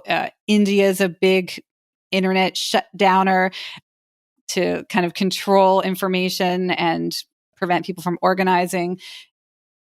So you can connect, you can essentially make your own internet, right? So if you have enough people with this mesh network on your phone, you can communicate to somebody's phone within a football field's distance, and they can communicate to someone a football field's distance. So if you get a community or you get in an urban center, a bunch of people, you can essentially recreate the internet using just the Bluetooth capacities of your devices. Now, Amazon is actually trying to do this as well, kind of secretly. Like if you have a smart speaker from Amazon, they want to essentially have it be ready to act as a mesh network, which on one hand, people are like, oh, I don't want information being connected with other people's devices. But, to me, my mind goes to the future where the government's shutting down the internet for cybersecurity or to stop misinformation or because it's an authoritarian government and they're shutting it down. And, we have a company like Amazon being like, not so fast. Here comes our mesh network. And they bring up this like totally alternate internet. So that can't be stopped by the government, which, by the way, in the United States, it's written to the Constitution. The president can shut down the internet. It's legal scholars have recently looked at this, and basically the same Communications Act that allows the president to shut down, mail and phone. He could shut down the internet too. She could shut down the internet. So get your phone ready to make your own internet. Put an app on, 5 minutes. So I have not used that yet. I will. I'll try it out. Although I guess there might be a chicken and the egg kind of situation. Do you need to convince other people to do it? Yes. Or is it just kind of like, or is it like Google Maps where it's gathering data because so many people already have it installed?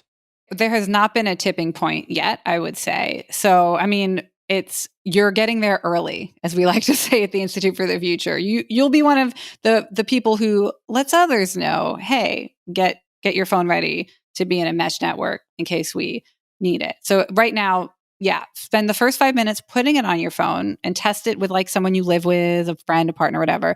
Test it so you know how to use it. And then if you have to converge, in an urban center at some point in the future to like recreate the internet, you'll be ready, but it'll help if more people have it. So you might spend 5 minutes also telling someone else to put it on their phone.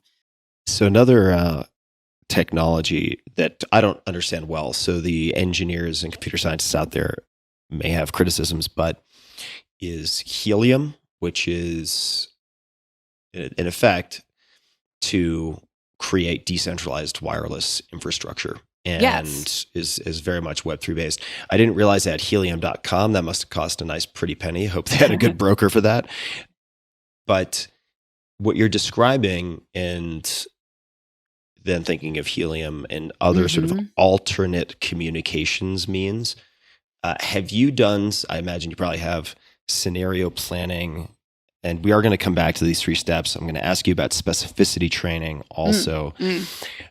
But before we do, let's talk about blackout scenarios. So whether that is through cyber attacks, and this is very current news, right? I mean, the possibility of cyber attacks on the grid, the possibility, although I think it's less likely, but a brute force attack with, say, a electromagnetic pulse bomb over the Great Lakes or something like that. There have been books written by people I would consider informed and credible about this type of threat.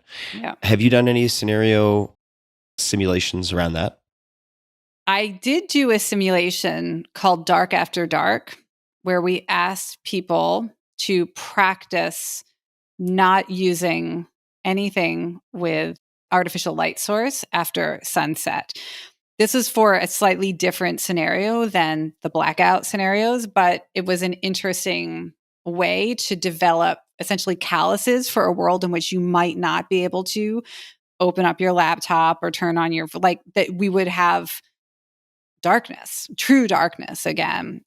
And we were, that was an experiment in just how people's behaviors would change and how much they were willing to change. So it was more of like an experiment than a future forecasting, serious future forecasting effort. But I absolutely think it's worth preparing for. I mean, just even in general, the reliability of our power grid is very much weaker than it used to be. We saw what happened in Texas. Suddenly there was extreme I was there. cold. You were there for that, Tim? Oh my gosh. I was very involved in trying to get, water and so on to people who, if that had gone on 3 more days, I mean, there would have been thousands of casualties. Yes. We just got lucky. It was pure, just meteorological luck. Yeah. So 2 things around this. So one is you be aware, right? So now we have mental flexibility that maybe we can't expect the power grid to be as reliable in the future. That's the first step, right? We acknowledge the possibility, right? And then we look to places where we might have more power to avoid or survive or change it, right? So, I mean, a lot of people that I know are thinking about climate migration right now. They're starting to think about. Yeah, I'd love to hear more about that.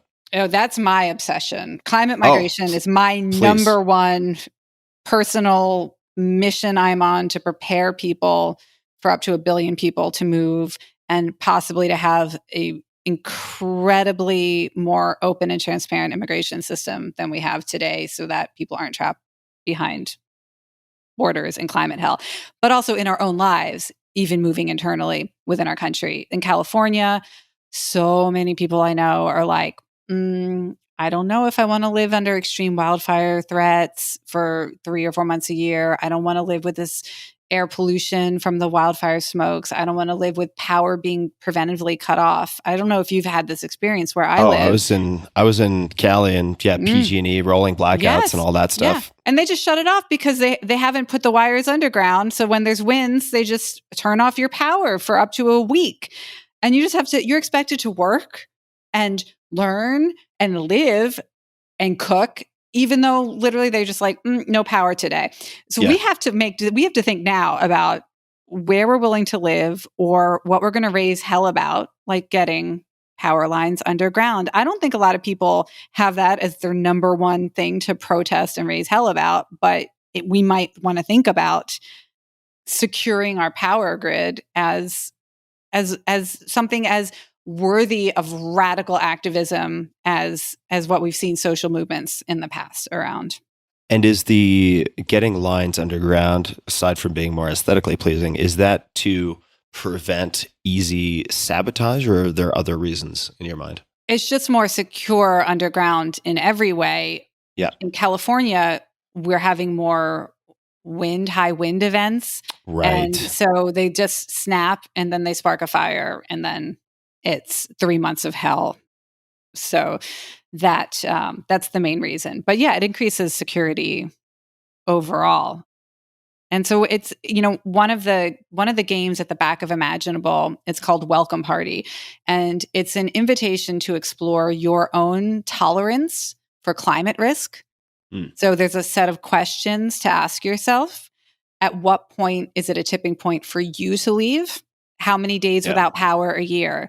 How many days of extreme air pollution? It's just asking these questions now so that you don't wind up like the frog in boiling water who never hops out. Right? Yeah, totally. And just a recommendation, if I could throw something out there, because I live in Texas, clearly a broad spectrum of political allegiances and broad spectrum of beliefs that go along with that, if you sort of accept whatever the party has as its 10 commandments and so on. I think that climate change can provoke a really strong negative response in a lot of people. But if I simply word it as increased extreme weather events, yes, you sidestep the whole thing. Another piece I would say is whether or not you believe that this is human caused, largely or in part, skip that part of I know this is going to be controversial, but I'm saying just to get the foot in the door, if you're talking to someone who may be resistant to that, because that will be one of the first fights that many people want to pick. You just say, forget about that. Let's say this is a natural event. Nonetheless, if we want to actually maintain our infrastructure and do A, B, and C, we have to contend with extreme weather events. So let's just assume it's all natural. Doesn't really doesn't absolve us of the necessity and advantage of thinking about how to cope with these.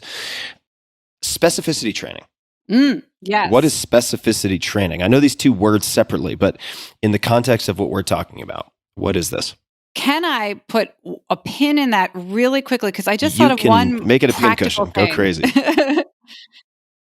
I was just thinking of one practical thing we could do that your listeners might like, which is, can I just tell you the 3 questions that you can ask to measure your urgent optimism and give you a sense of which absolutely. of those 3 habits or skills you might want to practice more? So it's really simple. And I like to say you can pick this for any topic. So it might be the future of psychedelics for mental health treatment, might be something you're interested in, or it could be the future of college education. So pick a specific topic. And then you ask 3 questions. When you think about the next 10 years, how much do you think this topic will change on a scale of 1 to 10? So 1 is almost no change. Everything stays the same. 10 is extreme change. Almost everything is dramatically rethought or reinvented, right? So on a scale of 1 to 10, how much change do you expect? 1 to 10. On a scale of 1 to 10, when you think about the changes that are likely to happen in the next 10 years, are you mostly worried or mostly excited about them? So 1 is extremely worried, 10 is extremely excited. And then 1 to 10, how much influence or control do you have personally in how this change happens?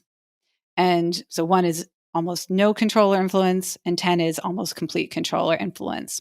And not only is it helpful for us to think like, oh, I need to practice some more realistic hope, find some reasons to hope if I have a low number, or I need to pay more attention to the World Economic Forum's global risk report. If I'm like at a 10, maybe I should try to learn more about the risks. It's so cool to share numbers with people. And man, do I love talking to people who are at like 7s, 8s, on 9s on topics that I'm at a 1, 2, or 3 about. Is super fun. So I just wanted to put that, it's like a practical fun for you. Talk to people about it, share your numbers, and think about how you might practically increase your urgent optimism on the ones that you have lower numbers for. Could you give a personal example for yourself on a particular topic, industry, situation that we haven't discussed yet? It could be one that we've talked about if that lends itself.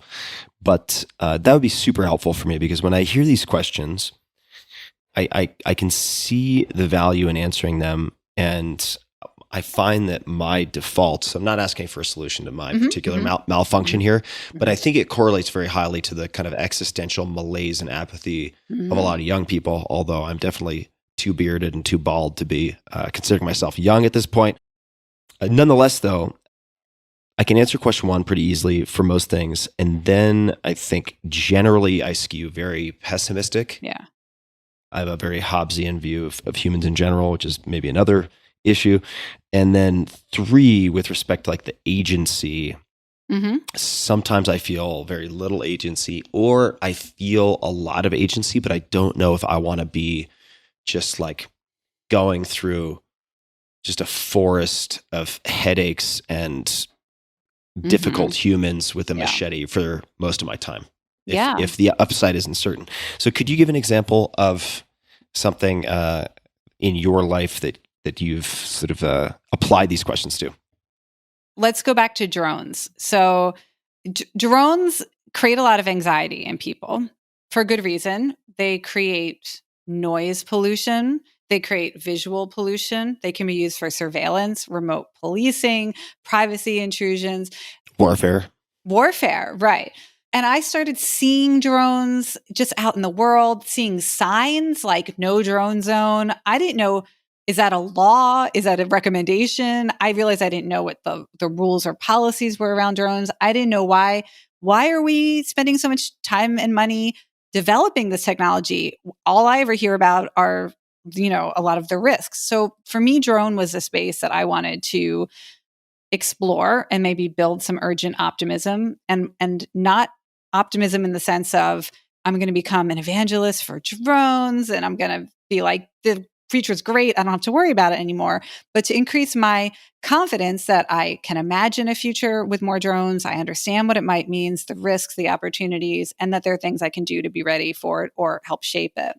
So I started talking to people, looking on Google Scholar, finding drone hobbyist communities.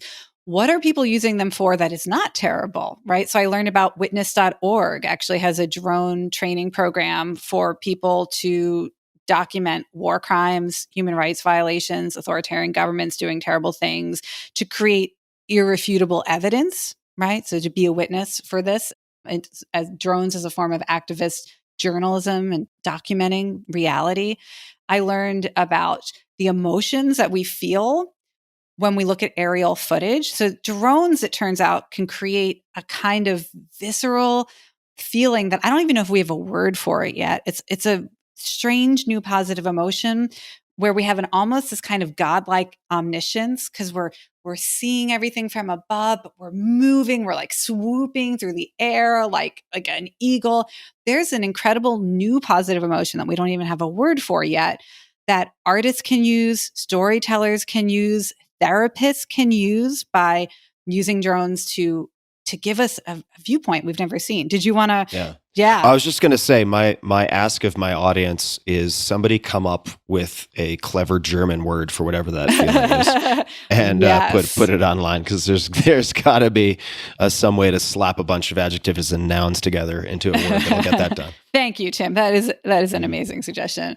What else did I learn? I went to Google News and was like, just show me what people are doing with drones right now. And I learned that just a couple of months ago, the first organ was delivered for transplant, that they couldn't get this organ. I think it was a heart. They couldn't get it there fast enough, except for delivering it by drone. So the first emergency medical delivery. So learning about the positive uses while also learning about, what are the rules and policies? Like who decides? I mean, to me, it became fascinating rather than anxiety producing to expose myself to who is in charge of drones. Is it the FAA? Yes, in part. Is it local parks and recreation? Yes, in part. Because in order to have future power, we have to know who's making the rules, right? Because I need to know what the rules are, who's shaping them, who's advocating for what.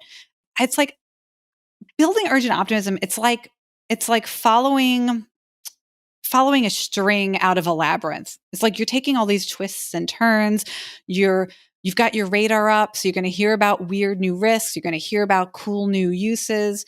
And I like to think it's essentially a process of opening your mind. And if there's something you care about, these habits of looking for the clues, and if you're negative, looking for, well, who's excited and what are they excited about to kind of create the balance? Who's in charge? Who has power now?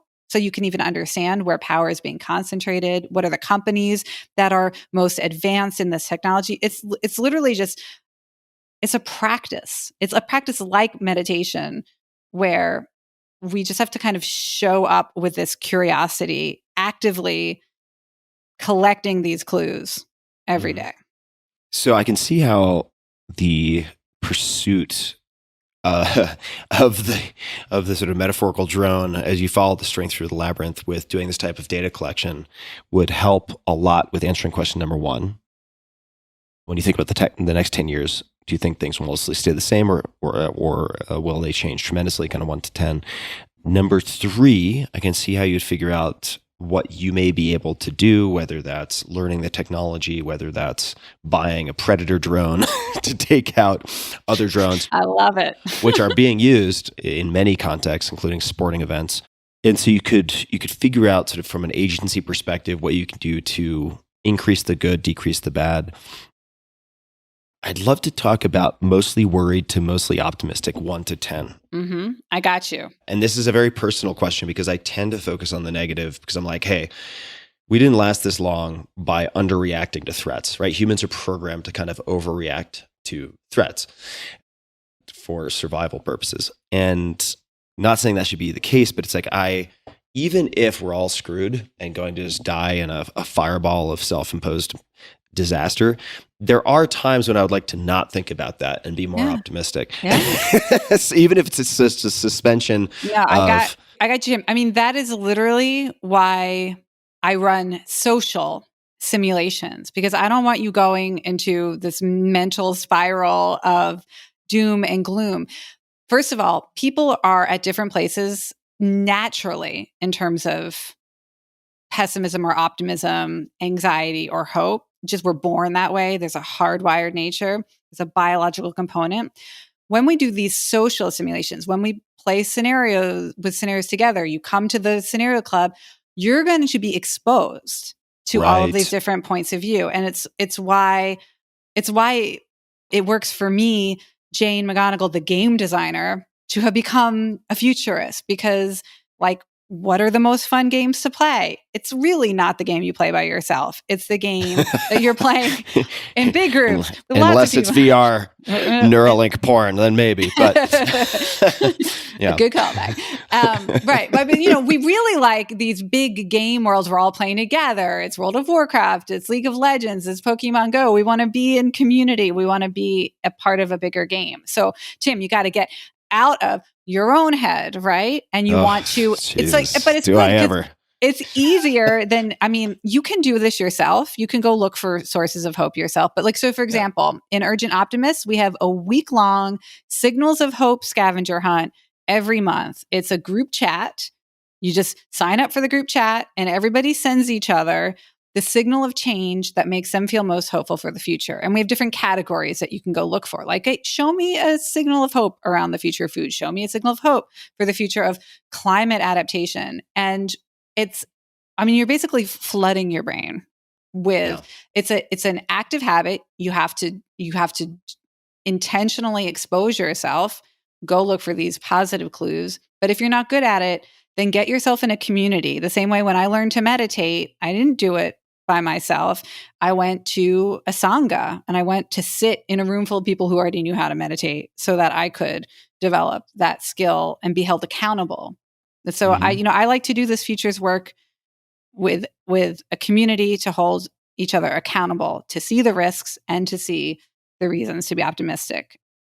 Teamwork makes the dream work. Yeah, I do need to get out of my sort of hamster on a wheel in my own head. I'm going to mention a few things, and then I'm just going to pass the baton, and you can pick up whichever one you want. I know I'm mixing up my singular and plural here, but okay. Choose your own future forces. Journal from future, or journal from the future.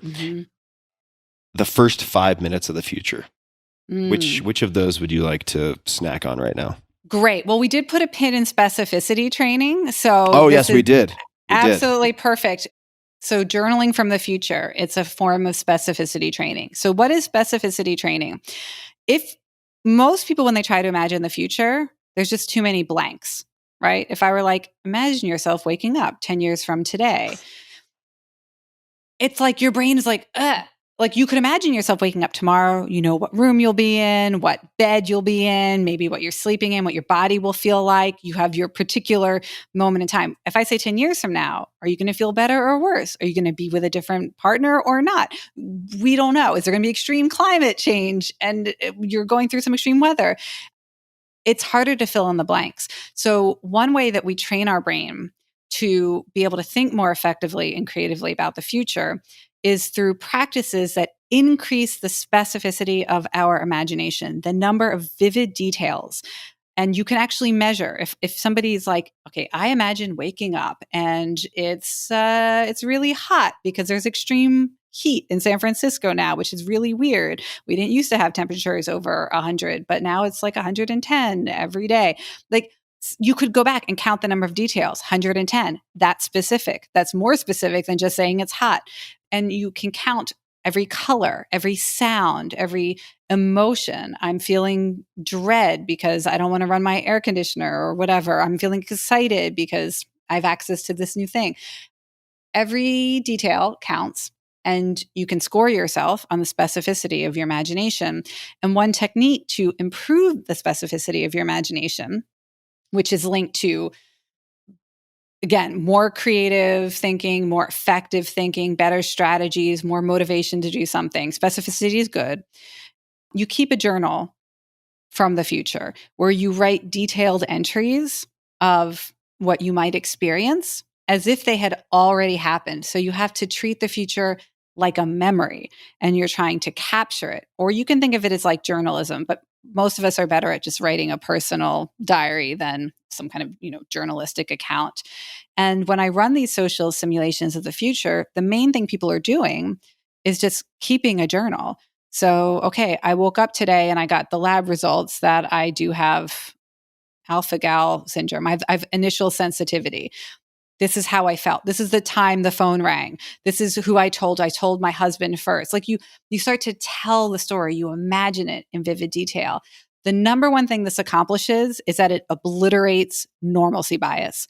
Once you have vividly imagined a future, it is literally imaginable, and you will no longer deny the possibility. You will not underestimate the risk. You will spot evidence of change faster. This is why my book is called Imaginable, because we want to be able to imagine the world either that we might wake up in or that we create through our own actions that is better than a world today. But so any of the scenarios that listeners have heard in this episode, they can just go do this now. Like literally pull out a notepad. I find it works better when you write by hand because you don't want to like edit or censor yourself. So we recommend free writing. You set a timer for 5 minutes and just write for 5 minutes, whatever comes to mind with as many details as you can. Pick one of these scenarios: future of sex, future of deep fakes, future of whatever we were talking about, drone, art and storytelling, whatever you want, and just write a journal entry from this future. It will literally change your brain forever. That future is now forever imaginable to you, and it only took 5 minutes. Who's Alvin Toffler? Ooh, Alvin Toffler. Wait, before I say who's Alvin Toffler, the other thing is when we write these 5-minute journal entries, we can share them with each other, which is how we get out of our own head. So that's another reason why you write it down, right? You don't just want to imagine in your head, because I want to read your journal entry. I've done enough of that.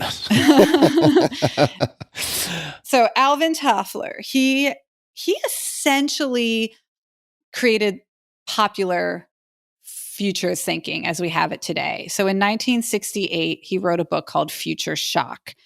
And it was coming at the end of this incredibly turbulent time in the United States where our gender norms were changing. There was a Civil Rights Act finally passed. The economy was changing. People were feeling like they were unmoored, new technologies. And he had this theory that if too much changes too quickly, that it is like a trauma. We get shocked. We feel overwhelmed. We feel paralyzed. We feel hopeless, unable to cope. And he was observing that there was almost like this mass trauma, too much future, too fast in the 60s. And so he had this idea that we could essentially prevent future shock from happening again if we were better able to imagine the future before it happened and to prepare people, to actually train people. He had this crazy idea that didn't really come to pass, where whole cohorts, whole generations you would form like clubs, almost like we have a book club today or like bowling clubs, but you would come together to practice new future skills, and it would become this like rite of passage. Instead of getting a driver's license, you come and you learn these like 10 new future technologies to prepare you so that you don't feel shocked. I mean, that does actually sound kind of fun to me. So yeah, he was trying to get us ready, and he kicked off the field. And all of us who do futures work today, we kind of owe him a debt of gratitude for recognizing that how we feel about change is a huge driver of society's health and our own psychological well-being. Now, I believe this is from the new book, Imaginable, as it relates to Alvin Toffler, that he had a maxim, it's just truncated in front of me, but I'd love to just hear you explain or expand on this a little bit. It is more important to be imaginative and insightful than to be 100% right, in quotation marks.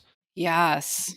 Could you speak to that and any other sort of maxims of his that you like? Here's the problem with trying to be right about the future. And there are definitely people who are interested in this, there's like a whole other school of futurism called super forecasting, where you're just trying to be as specifically correct as possible. What will the price of oil be on this date a year from now? What is the exact number of troops that will be sent into this conflict? You're trying to be very, and people try to be as accurate as they can. What Toffler was saying, and what I believe to be true, is what's the point of being right other than, you can feel smart, you can say, aha, I told you so. Maybe you can like protect or prepare yourself.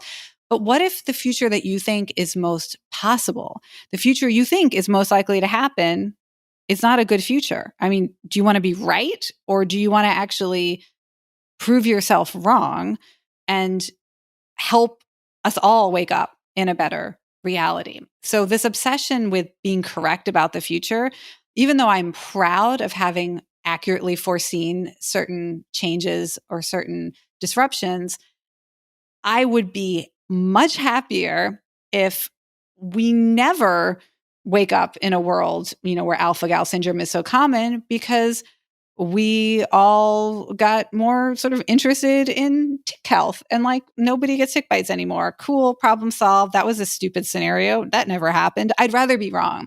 And so Alvin Toffler's trying to encourage us, and I encourage everyone, is we stretch the imagination to consider what's possible. And we look for clues as to which possibilities are plausible and what might make an outcome more or less plausible. And then we decide.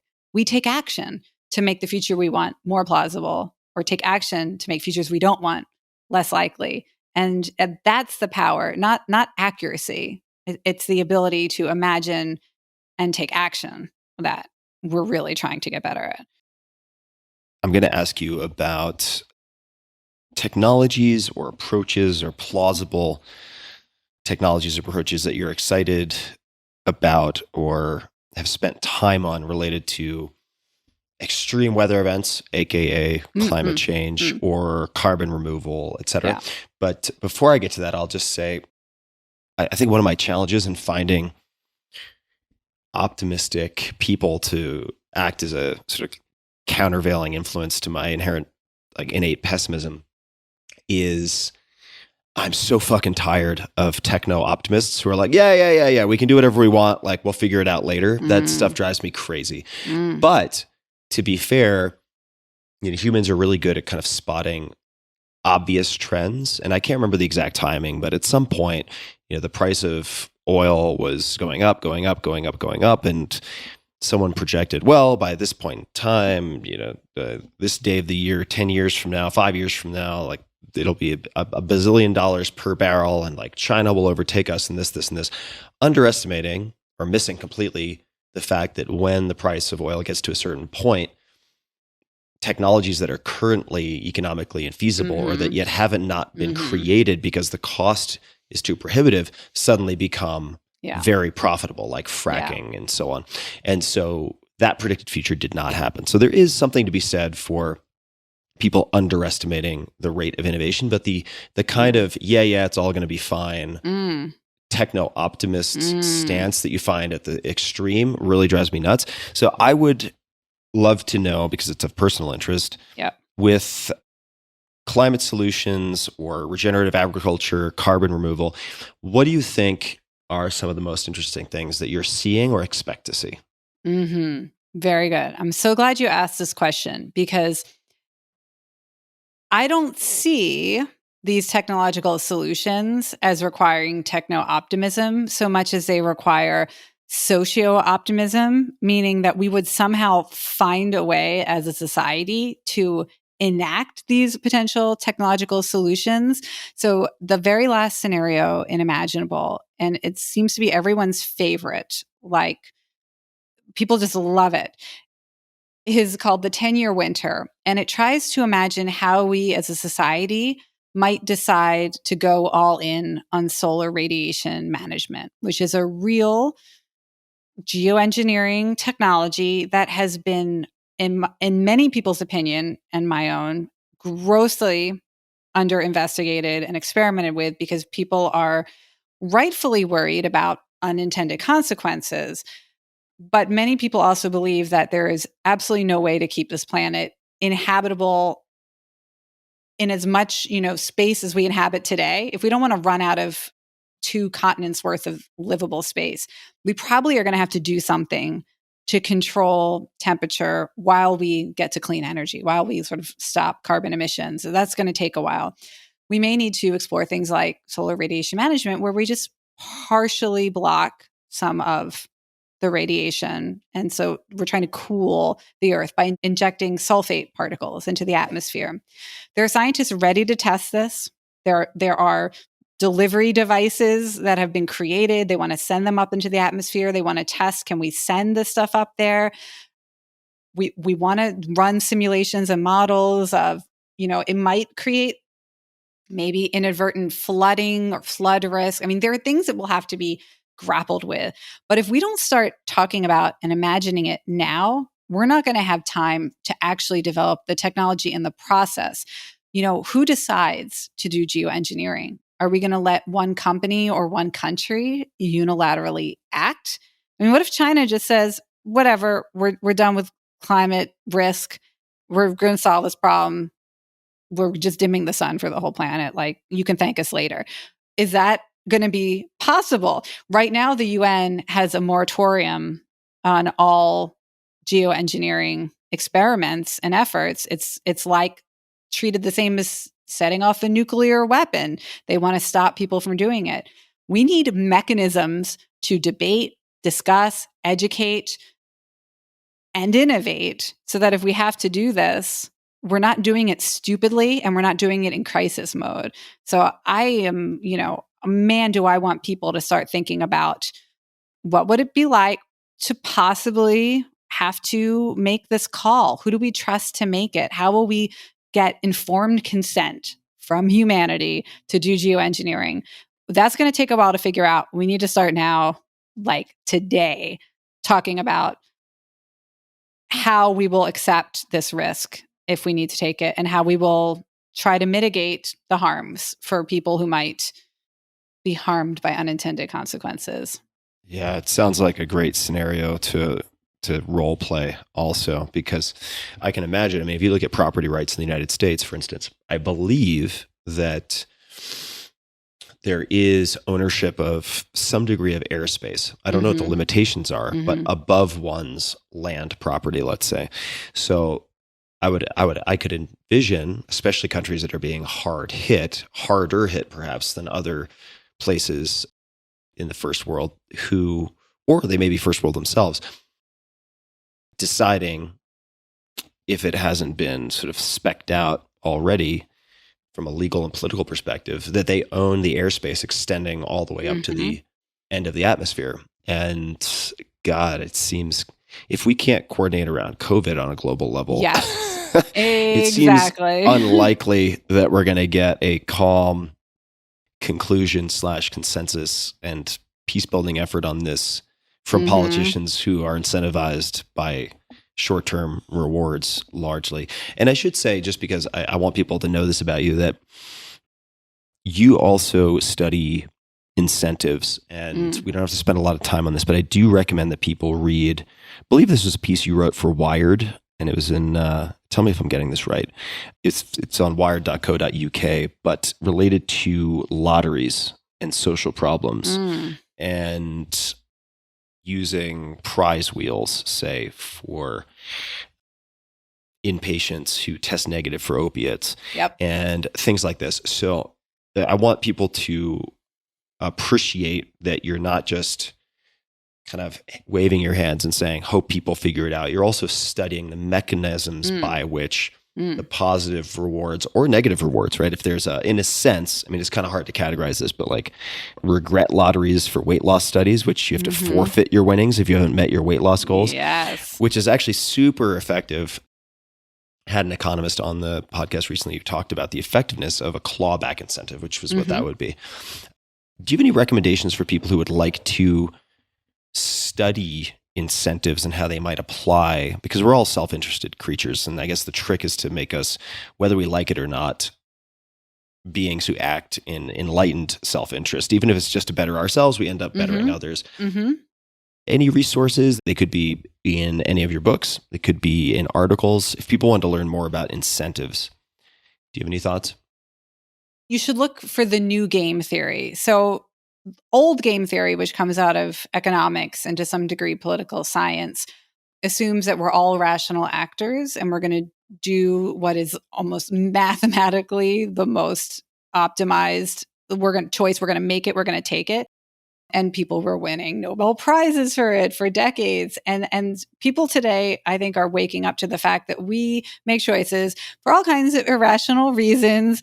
And a proper game theory, a new game theory, should take into account things like we're more motivated by regret, the fear of regret than other forms of psychological incentive, that take into account that we actually like to inflict suffering on people that we have a frustration or we have perceived slight in the past, that we can be motivated intensely by humiliation. I mean, like, there's so many incredibly powerful emotions that drive our behaviors, and trying to essentially invent a new game theory that does not treat people as rational actors. Because if anything we've learned over the last couple of years is that people will make very irrational decisions based on emotional and psychological drives.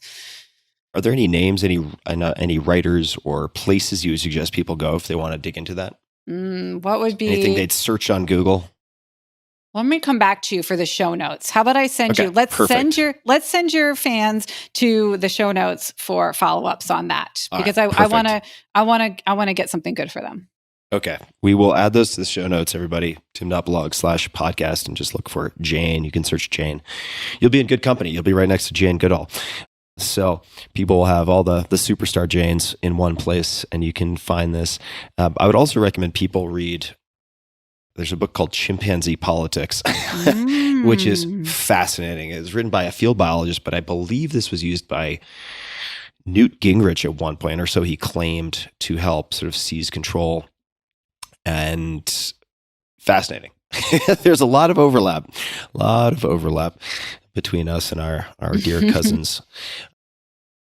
So Jane, people can find you on Twitter at AvantGame. They can find you on the website, Jane McGonigal, McGonigal.com.